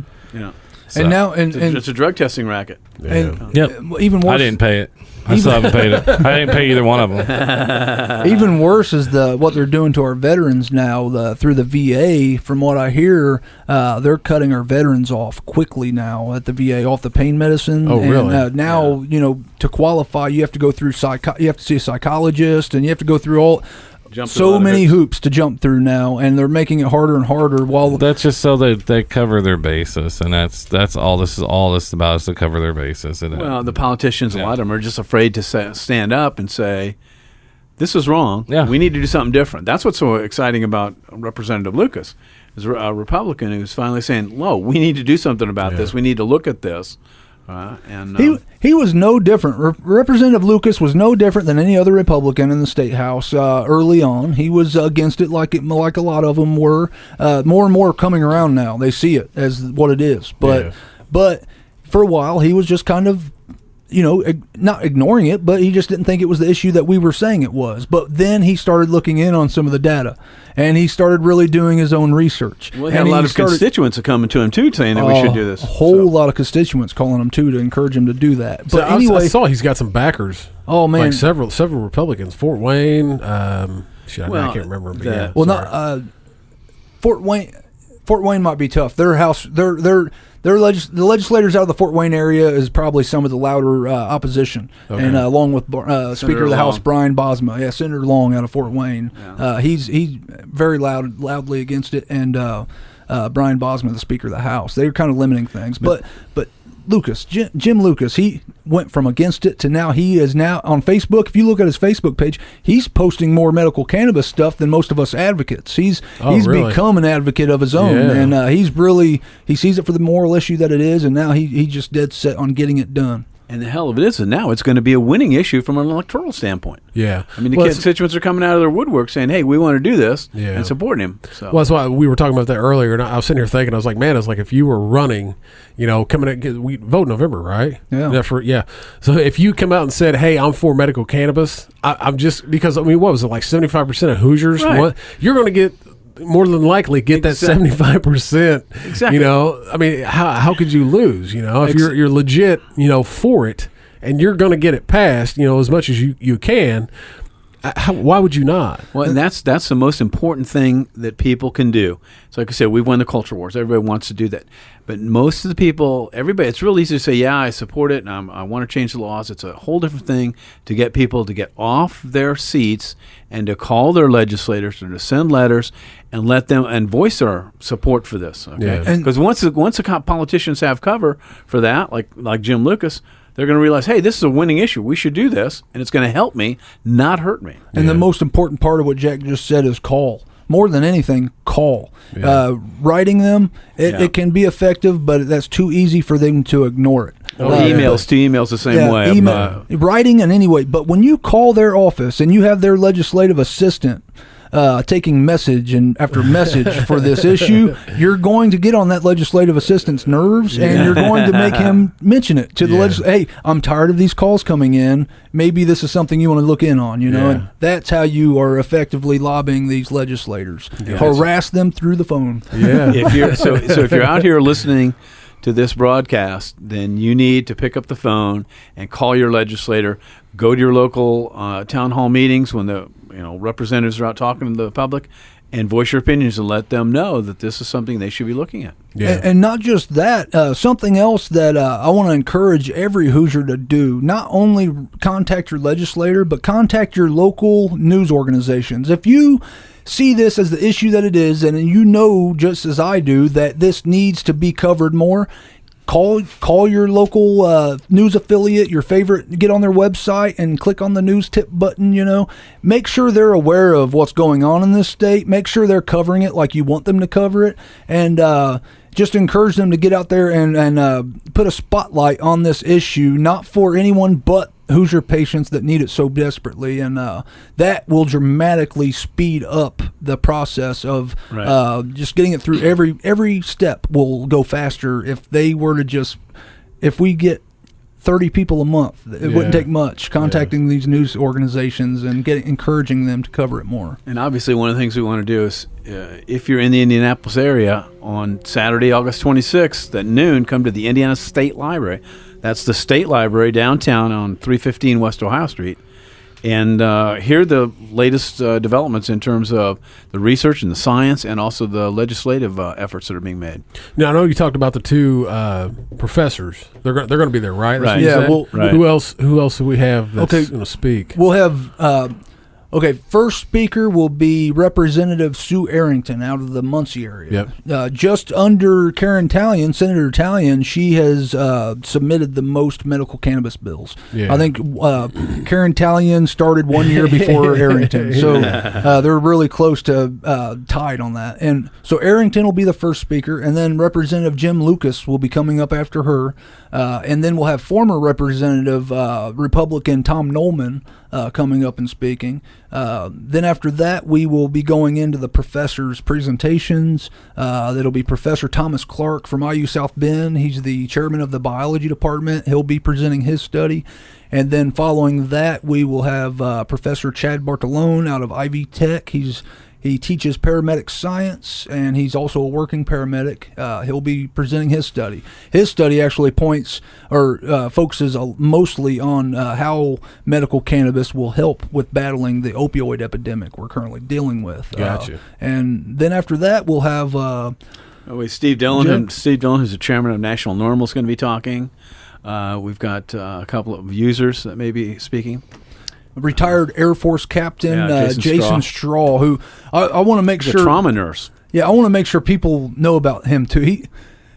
He's behind the scenes more than anything else, but he is a very valuable tool to Indiana's Cannabis Revolution. Not enough people know about this guy. Okay. I rely heavily on Jason Straw. Indiana NormL is beginning to rely heavily on him, seeing him for what he has. He's very detail oriented. Extremely detail-oriented. He's a captain from the Air Force. I mean, come on. And he was a critical care nurse, air combat medic. He was saving lives in Afghanistan, and then he worked on the transport plane shipping the patients, the veterans, to Germany to get work on after that, keeping them alive till they got to Germany. And then when he got here, he started working on as a registered nurse, and he ended up working with this patient that had intractable epilepsy, 100 plus seizures a day, terrible, in a wheelchair. I mean, pretty much out of it the whole time, not aware of his surroundings at all. And they started testifying, this patient's parent, and Jason started testifying at the State House. That's how I met him, at a Senate committee for CBD. And, anyway, that patient, come to find out, is now holding conversations. And, no shit. Oh, man, so much progress. And it turns out a lot of what his problem was the medicine that they were giving him, just putting him in a medicated coma. Oh, absolutely. And, medicated coma. That's what happened. And so anyway, when he saw that, like, he was already for it enough to help that parent out and testify, but when he saw the actual result, the way he found out was after a while he had to quit working because migraines and health problems of his own.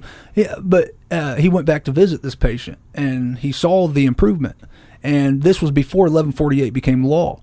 So she was afraid to admit that she was treating him with that. Oh. And so he went up. He saw all this dramatic change, his progress. He said, "What happened? Like, what do you do? Like, what happened? I can't believe what I'm seeing here." Yeah. And then finally, she broke down and told him, "Hey, it's CBD. That's what's happening." And when he heard that, man, he's on it now. And he does more research for Indiana's Cannabis Revolution than anyone I know. And the professors that are presenting their studies, I'm sure they were impressed when they met him. Chad hasn't met him yet, but Thomas Clark has. He's got more data than them. He's on it with this research. You want to find out some details. I want to find out about this, and boom, next thing you know, you've got 16 different references. No, every angle. Very detailed. Wow. And without Jason Straw, I don't know. I can't speak for anyone else, but I know my advocacy would be nowhere near as effective as it is right now. Like, he's a major key. BJ, what's that? What's the date on that? Jim Lucas, it says the NPR? 2 hours ago. I was going to say that. Go ahead and read that for me. Jim Lucas is actually from my hometown. Yeah, I noticed that too. I was like, I didn't even know. I was looking at that this morning and it said Seymour, and I went, son of a bitch. That's NPR, he's at NPR, just contacted me and wants me to do a story on my medical cannabis legislation. And that was because that was a direct result of David talking to the people at NPR. Yeah. Oh, really? Well, it's not that I sent them. It's just Chad, Professor Bartolone got a hold of them and just brought it to their attention what's happening in the state, and they jumped on it quick, and they came down and interviewed me yesterday, and got a hold of Mr. Lucas and Representative Arrington. They'll be interviewing her too, but they're going to do a whole story statewide on medical cannabis movement in the state. Oh, good. What is KRATOM? That's the kratom. Kratom. How you say it? It says it's a natural plant that has proven to help people with opiate dependency. Yes, it's not legal in the state of Indiana. Well, that's what it says. Yeah. On the federal level, I don't think it's illegal in every state. It's just Indiana. Federal. They tried to. Aren't they trying to The DEA tried to make it a Schedule 1, and the outcry from the kratom community was so outrageous. Huge. The DEA was like, okay, well, we're going to delay this to try to see. And you had, I can't remember who it was that was talking about it, but you had to a certain point or a certain date, and I believe that date ended in May, I think, where you were to send messages to the DEA, and I want to say they ended up with like, I don't know, 500,000. I know Vice Channel ran with it when to the DEA about this, so they delayed that. So technically, it's still legal nationally, but in the state of Indiana, you can't get it. So well, you can order through Virginia Botanicals. I went on and tried to find, because it's not only opioid. Use it instead. I can't think of the word, but it helps. I mean, you can use it on your own, and it helps with a lot of different stuff. It's kind of like CBD. I mean, it's a natural plant. Yeah. I was just going through, and I just like, wow, there's just so much stuff on there. I had no idea what it even was until that outcry when they started to say they were going to outlaw it, and that's when like Vice and other they picked it up and ran with it. And because you can get it in like tea form, or you can get it in a capsule form. But but it's I don't know enough about it to even talk about Well, it. the DEA would outlaw air if they could, because it feeds only if they can go seize it from someone too. What's that? The air. Yeah, if they could It'd be like seize it, Spaceballs, the movie. It'd all be in cans. Yeah, right, exactly. Then you'd have to get it from them and buy it. Yeah. And they show up with a huge vacuum. Yeah. No, it frustrates me. All this frustrates me. It really does. It absolutely frustrates me that it is 2017, and with all the information that we have out there, anywhere with this, the Google machine, all this that we're still having to have these conversations. I love having these conversations with you. Oh, yeah. But it's the fact that we still have to have this conversation. It's sad. over a fucking plant. Well, the thing that irritates me is, like you said, it's 2017, and you don't have people who are saying, okay, maybe we might want to perchance look at it. You've got people like Jeff Sessions and Curtis Hill coming out with the same kind of lies and distortions that they had 40 years ago, and trying to clamp down on this when they know it won't work. That's what irritates me. And trying to continue the war on drugs when it's been an abject failure. And that's another thing that Hoosiers can do that really want to try to help us in making this change for the state is not only contacting legislators, not only help us with contacting the news outlets and spreading the word, encouraging them to cover it more, but also contact IPAC, Indiana Prosecutors Association, and let them know that you are unhappy with the lies that they have on their website, and that you are unhappy with the fact that they are putting so much energy and time into pushing against cannabis when we have an opioid epidemic that's killing more Hoosiers than homicides and firearms combined. Yeah, and that's a huge part. Yeah. Indiana Prosecuting Attorneys Council, and they've come out with a straight DEA line about how bad marijuana is, and they need to continue to make it illegal. Yeah. And the thing that's really insidious is that they're having people like the Rocky Mountain high-intensity drug people come in and do presentations to the school superintendents and other people. Nobody else, you're not hearing about this, but they're bringing all the school superintendents together, and these guys are coming in and talking about what a wreck it's been in Colorado and how horrible it is, and we can't legalize it, and it'll just be a disaster for Indiana. So the Indiana Prosecuting Attorneys Council is the number one opponent that we've got. When he says opponent, I mean, he's talking, they are brainwashing our legislators, and they are a major reason why many of these legislators are believing there's no medical value and that it's only inducing the existing drug epidemic. Right. They, in Senate meetings, I could not believe it. Aaron Egengard out of Ohio County, he's now the Deputy Attorney General just under Curtis Hill.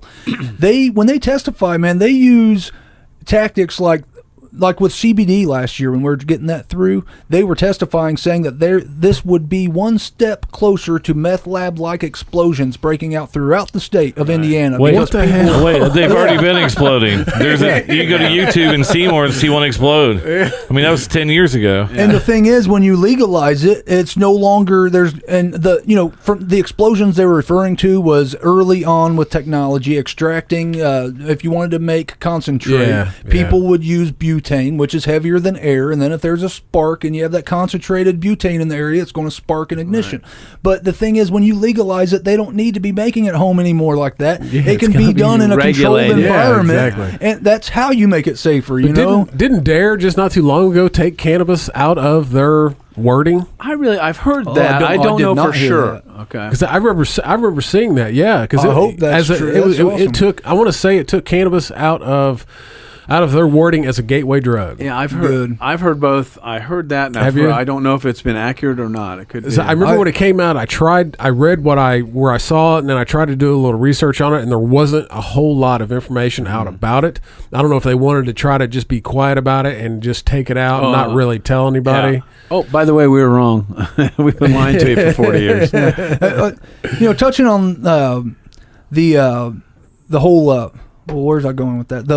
The black market, right now we have, I just lost my track of thought. What did you just touch on a second ago? The DARE. Okay. The gateway theory. That's where I wanted to go. I apologize for that. The gateway theory. Let's think about this for a second. The gateway theory, what they're saying it is if you don't do any drugs at all, and then you pick up some marijuana, it's suddenly going to make you crave this chemical that's in some other drug that you've never introduced to your body before. That is an impossibility. You're not going to suddenly crave something that you've never had before. Now, if certain situations, if you were, say, if you take this medicine and then you try another medicine, you could be more susceptible to addiction to that other medicine if you were to just try it. It's not a craving that's doing it, it's just you happen to try it. But the truth is, the black market is the gateway. These street dealers are the gateway. When you have a person that can't go to the store to get cannabis like these other states, they're going to go to a drug dealer on the street. And that drug dealer is no different from any other business person. He's wanting to upsell. He wants to make that money. It's what it is. It's upselling. And so they upsell. Hey, man, I got this opioid. I got this heroin. I got this pain pill. I've got this meth. Fentanyl. That's the biggest one. Oh, fentanyl. God, a teaspoon of this would kill dozens of people. My buddy's his wife has Crohn's. She has fentanyl patches that she has to wear because that's what they want me to. That's what they want me to switch to at one point in time. You're kidding me. Yeah, and it does. That's nasty. Because if it pops open, it could just Oh yeah. It does have its medical use, and without that, some patients would be, suffering so badly it's unimaginable. So, I mean, I don't want to totally badmouth like fentanyl and other it has its uses, but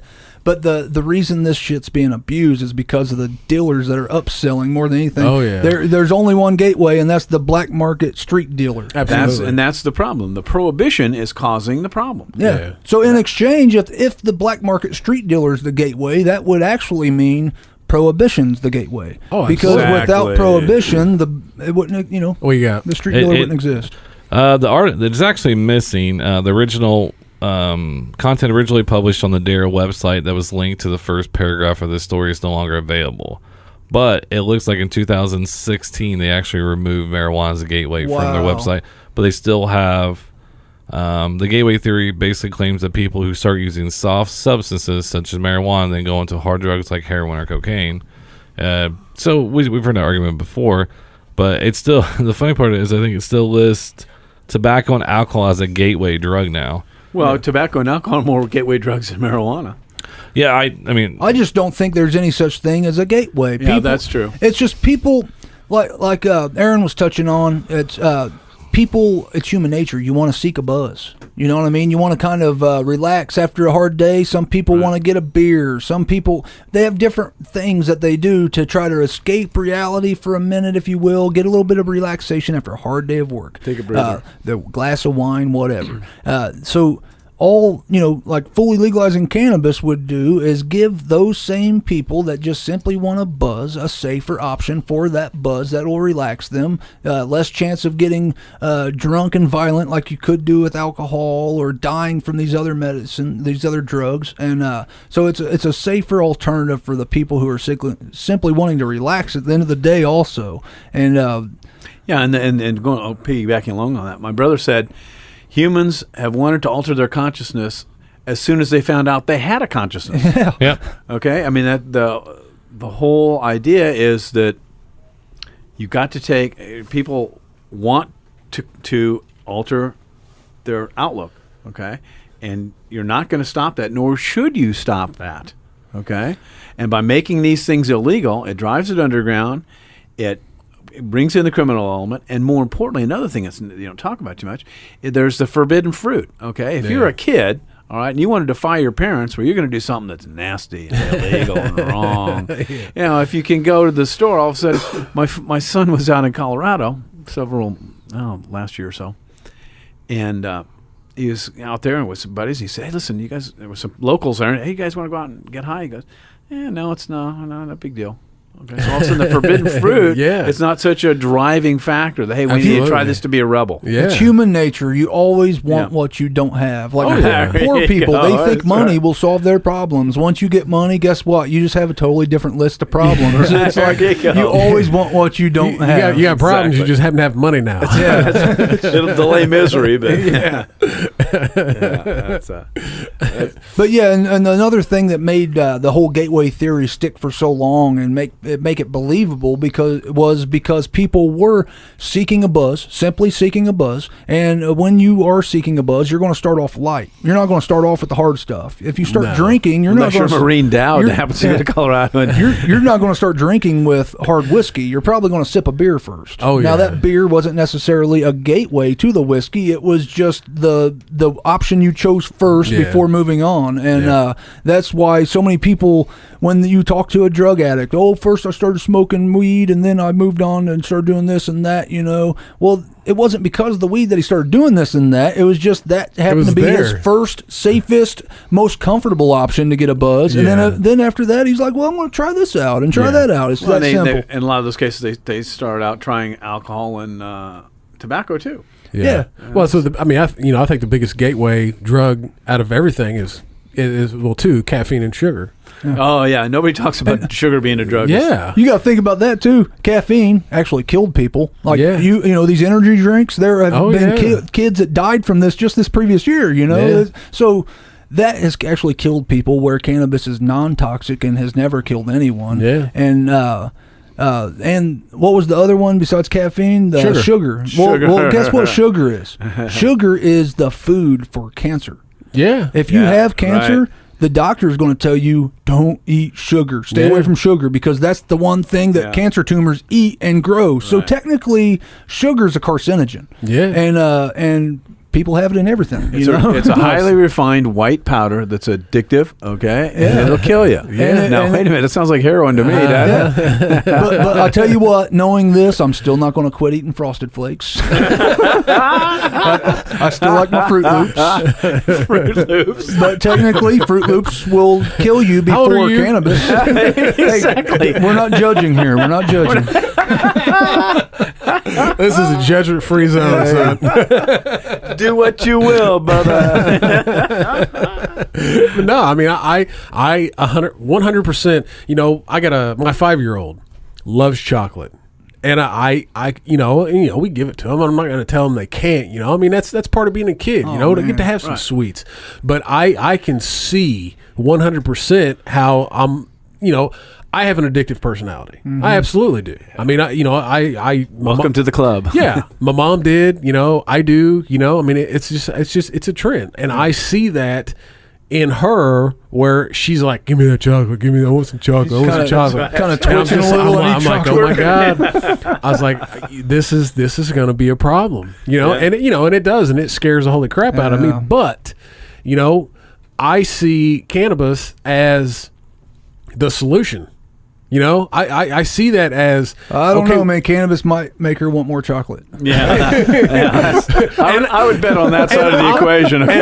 And I'm okay with that. I'm okay with that. But I don't want her to get to alcohol. Exactly. Right. Because my mom died. She was an alcoholic. I mean, that's why she died, So I don't want her, because I know that she has my genetics, and I know that she's going to have that addictive personality. That's why So I want there to be an option for her to, if she does need a vice, to maybe calm down at night, to relax, let it be cannabis. Yep.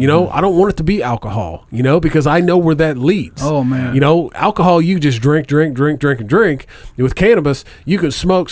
Okay, I'm hungry. I'm going to sleep. That's right. I've never, I know, believe it or not, I know a lot of people who smoke cannabis.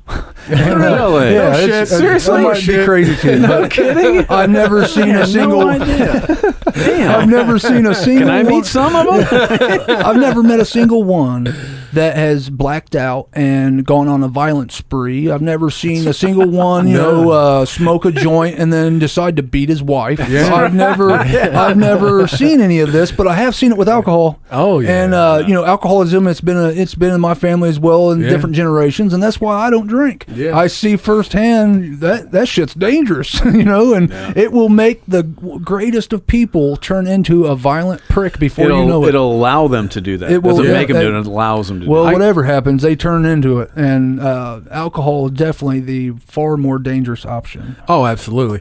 I came across this. Actually came across this article this morning, and I found it. I've had a lot of these thoughts, this is, you know, I know we're trying to be serious here and we want people to go out and, you know, to really push this movement. But I couldn't help but not bring this up because I thought it was absolutely funny. All right. Because, you know, regardless, you could smoke and smoke and smoke cannabis as much as you want and you're never going to die. No. But you might have some interesting thoughts. Oh yeah, that's for sure. Especially if you're by yourself. Like I, you know, used to, you know, I didn't need to be around a crowd of people to smoke. You know, I used it, you know, more or less medicinally to make my mind just like stop going ape shit. Exactly. And you know, you could sit there and watch TV, and you'll have some of the weirdest thoughts and just things that come across your mind. But I came across this article this morning. This is called 21 Deep Thoughts We've All Had While High. And I'll get to a lot of them. I'll skip through some of them because they weren't that good. But number one, what if our dreams are real and life is fake? You never know. What is reality? Exactly. Number two, what if Earth is the island that we can't get off of? Are we inside surrounded by a movie screen or are we outside of the movie screen? The latter. It is. That was not very funny. Have I been talking out loud this entire time? That's a common one, yeah. Now I've never had this one. Now, I had this one on shrooms one time. Are the walls moving in, or am I just growing bigger? Now that's a tripping one. Okay, Exactly. If mushrooms are tripping. That's got to be some potential, mushrooms, but not or with something. marijuana. I never had. Let's see. Those aren't very good. Let's see. Is the world moving underneath me, or am I moving on top of it? One I can think of is, are they talking about me? Well, we're getting to that one. Okay. We're getting to that one. That's a special one. Number 10, what if there's a cheese shortage and we can never eat pizza again? Oh, man. Let's see here. How come your nose runs but your feet smell? I actually had to read that one 2 or 3 times to really kind of understand what it was saying. My life's a reality show and I'm the host. Oh. Now this is kind of another one that must have been on shrooms. What if fire is actually ballerinas dancing in another universe? That's pretty cool. That's I've never heard deep. of that one before. That's deep. Wow. That's so deep I don't get Exactly. I know. Now this is one of my favorites here. If a bunch of cats jump on each other, is it still called a dog pile? What? If a bunch of cats jump on each other, is it still called a dog pile? Which I've never, of course, I've never really called it a dog pile, but I wasn't even hip to the dog pile I thing get in it. the first place. Yeah, So- I've never heard that term before. So. That must be these damn millennials. And this is one of my favorites as well. This is number 17. Is everything usually this funny? That's an accurate one there. Number 18. I wish I could fly. Been there. Mm-hmm. That's another tripping one, too. Yeah. Art Linkletter, I'm coming to you, Art. Number 19. What if one day technology takes over humanity? Which I think of that during the day. I'm not high. Yeah, AI's coming. And that's going to be that's going to be a real problem Yeah. too. Yeah. I know some people that work in the roads and trucking lobby, and they definitely are scared of this whole automated driver system for absolutely. semi Well, they're trucks. worried about. We should have a discussion about AI sometime. Yeah, Oh yeah. That would be a really interesting. I've been doing a lot of discussion. research on it. Have 'cause you? We're worried about like taking our jobs and shipping them overseas or whatever, but we're totally missing this Yeah. whole AI thing Yeah. where they've already replaced a lot of how cars are made. Right. A lot of it do it for them. Right. They're actually saying a result of that is likely the richer economies like America will actually have to switch over to a 2 to 4 day work week, probably more than likely around 3 day work week because of the technology replacing Yeah, everyone. it was automation that's replacing Yeah. these jobs more than anything else, Yeah. and Yeah. nobody's addressing that. Yeah. Well, I think I know why though, and I'll make the one joke because, like I said, we take this very seriously on this one. Because the nerds are hoping they can finally make a real life woman. That's why they're not fighting it. They already have. They're already making it over in China. Well, I saw the ones they can make, but it's almost to the point where I saw the Japanese one. It freaked me out. Yeah. Yep. Absolutely. Like she just stares at you. They need one that agrees with everything you say, though. No, they'll reprogram it. Like mine would catch a virus where it starts telling you how she really feels. And you just keep hitting reset. Delete. I'm telling Damn you, Elon Musk. reminding you of all everything wrong with you. You don't clean enough. we got a buddy that listens to our show. His name, well, we call him Juice. He has a podcast called Juice in the Morning. Oh, cool. And his biggest. I put out some stuff on Facebook this morning. It was like, hey, if you have any questions, opinions, anything, feel free to email us. Let us know. I forgot to check the email before the show, so there might be questions in there. I don't know. Right. But his biggest thing was like whenever he would smoke cannabis, he would get paranoid if he was out around people he didn't know, which kind of goes to the number 21 right here. Is everybody is staring at me because he thinks every time that he would go out in public, he thought that somebody that they know everybody was in on a joke. Yeah, they know, and he was the joke, and but he didn't know, and he was just get really paranoid. Well, I call that it's not really paranoia; it's acute self-awareness. Yeah, I call it the chow. Well, I call it paranoid. but see, and that's like I told him this morning. Like he said, he was texting me, and I was never a guy who ever got paranoid. Yeah. I never was. Like, I mean, it varies so much, Right. person to person. Like, I was never a guy that got, there was only one time I got paranoid, and that's because I got pulled over. Yeah, I got paranoid because the police were going to arrest me. Exactly. Imagine that. And it was by a DARE officer. But thankfully, Was that the Camaro? No, Mustang. Mustang, okay. Yeah, Mustang one. Because they had a Camaro one too. Yeah. No, we had the Mustang, and he was actually my next door neighbor. None beats getting pulled over by irony. Yeah, actually. But yeah, he pulled me over, and I gave him my ID, and he started to walk back to the car, and I could see him in my rearview mirror, and I could see him pull my ID up and look at it, and he stopped, and I went, oh shit. And he turned around and he came back and opened the door up and he goes, what are you doing? He goes, will you pay attention to the road? And handed me my ID back and walked back, and I was like, oh, thank God that dude was my neighbor. Miss a small town sometimes. They really do. Yeah. He was avoiding future awkward moments for sure. I'm You give your neighbor a ticket. You're not going to borrow a cup of sugar later. Avoiding future awkward moments. I like that. Well, I will we'll wrap it up, man. I think we've got a lot of good information today. Yeah. Unless you got something. You got something? Just a couple of sad things. Well, not a couple of sad things. Jerry Lewis obviously passed away today, which would be yesterday, considering he was a big influence. Him and Dean Martin together, I think, were great. And even by himself, he raised over $2 billion. Wow. For Jerry's. Really? Yeah. I didn't know he passed. Yeah, he just passed. Yeah. Too bad. The other thing is, Since we're recording this on Sunday, like this literally, we just found this out like 2 hours ago. well, it would be everywhere because he's had influence. Ric Flair's doing better. Is he? Yep. So is he He's finally awake. Yep. He's finally awake. And then my son turns 14 on Tuesday. Are you shitting me? Does he really? Yeah, he'll be 14 Tuesday. Oh, wow. Yeah, you know who else died today? Who? His youth, because his son's turning 14. No. Yeah. Dick Gregory. Yep. Dick Gregory. Yep. I didn't know that. Oh, either. he was the comedian and activist, Yeah. social activist, very big for a lot of years. Yeah. Great man. I think I did see that this morning. Yeah, that's a real shame. And then the last thing, I just have a question for everybody here. Am I the only one that's way behind the solar eclipse thing? What do you mean? What do you mean? I think so. Like I just I see things about it, but I haven't really paid attention. Well, it's tomorrow. Yeah. I know it's tomorrow. 2:30 is the peak. You can listen to this podcast and watch it at the same time. If you want. Yeah, actually. I was like, everybody's flooding to Nashville because there's a certain there's a That'll be the line fool. that goes across the country. It's called totality. Where it'll be where you have 100%. Yep, 100%. See, right here in Indiana, we're only going to have like 92%. 80, is that right? 80, 90%. Something yeah, like you that. still can't look up at it or whatever. Well, it's the fucking sun. No. It's the fucking sun. No, I know that. No, don't look at it. Do not look at it. But there's been so many posts on there Hey. with people asking stupid questions, so I can't look up at the sun.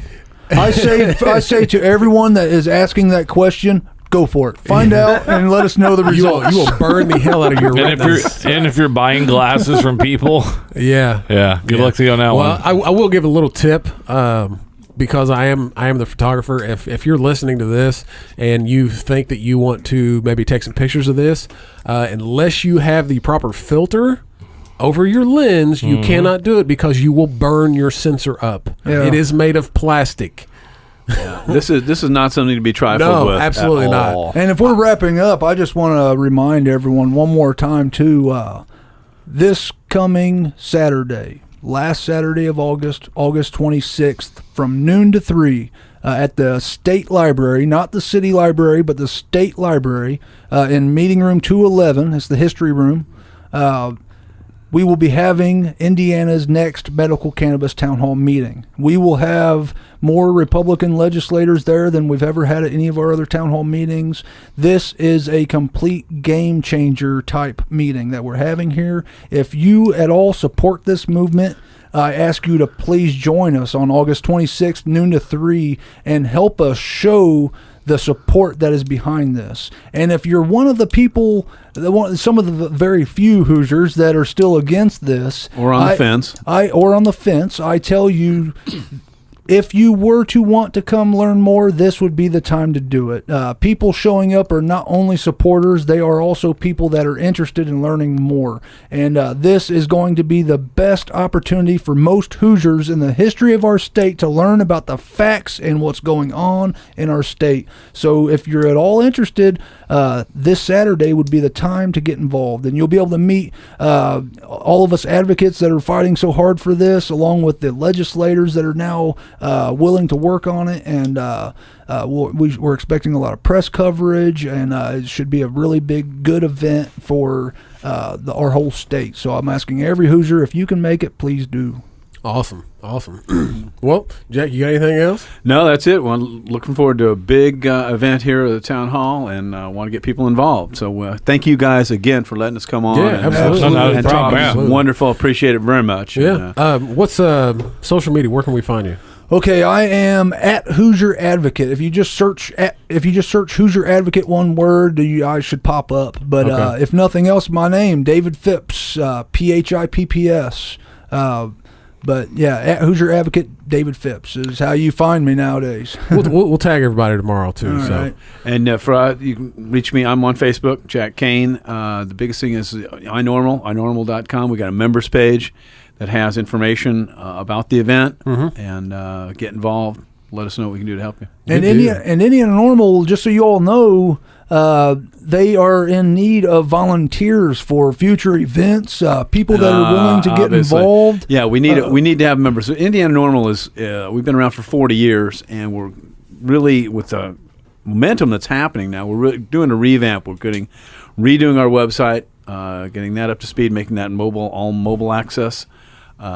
We're doing a lot more advocacy and events like this town hall, and Yeah. we need to have members get involved and help us with this as we move forward and become more available on social media and those kind of things. yeah, good So, deal. Good deal. Yeah, man. we're very excited. So And just thanks again for having us, guys. Yeah, no thanks. problem, man. Wonderful. Glad you guys- Appreciate it very much. Glad you could come in. That's what we're here for. Go Yeah, Smugcast. absolutely. And let's do a thing on AI sometime. I would love to do that. I'm absolutely. I'm I would love 100% to in do on that. that, man. I love that stuff. I love nerding out on that. So thanks again, guys. Appreciate it very much. Not a problem, man. Hey, don't forget, you can go to Twitter. You can find us there. It's at Smugcast Show. You can find me on Twitter, Smugcast_AP. You can also find BJ. It's at the BJ Robbins. We are also on Facebook, facebook.com/Smugcast. We're also on Instagram, Smugcast or at Smugcast_. If you got anything you'd like to send us email-wise, you can go ahead and send that to smugcastshow@gmail.com. Other than that, I believe that's all of that.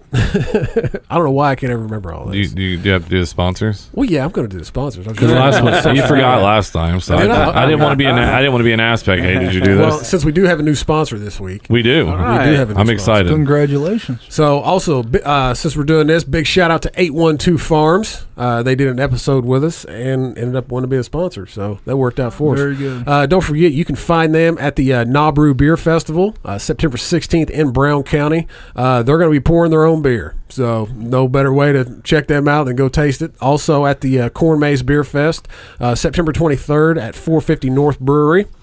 Also, Ranger Nutrition. Don't forget, you can go to their website, use promo code SMUGCASH, and you're going to get 15% off your order. Jay's Wings and Seafood over on the east side of Indianapolis. You can pop in there, use promo code SMUGCASH, and you're going to get 10% off your order. Please make sure Jay's in there.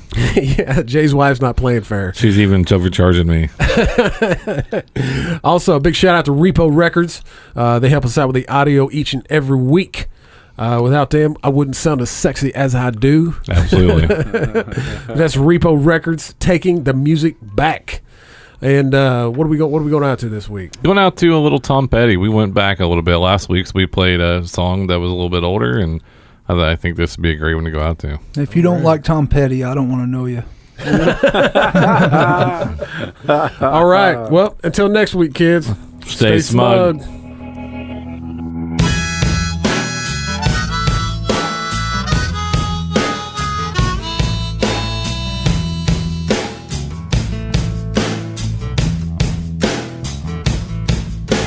Let me run with you tonight. I'll take you on a moonlight ride.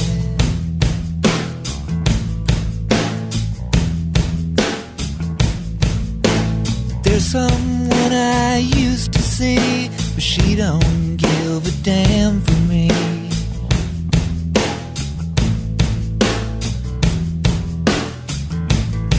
But let me get to the point.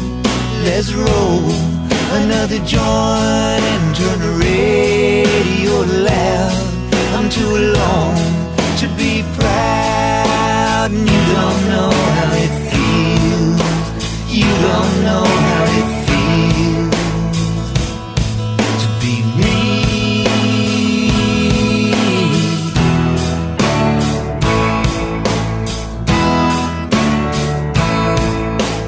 People come, people go. Some grow young, some grow cold.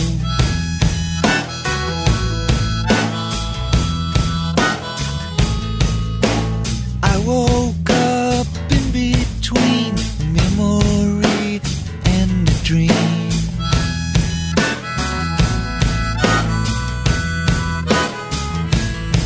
So let's get to the point. Let's roll another joint and let's head on down the road. There's somewhere I gotta go.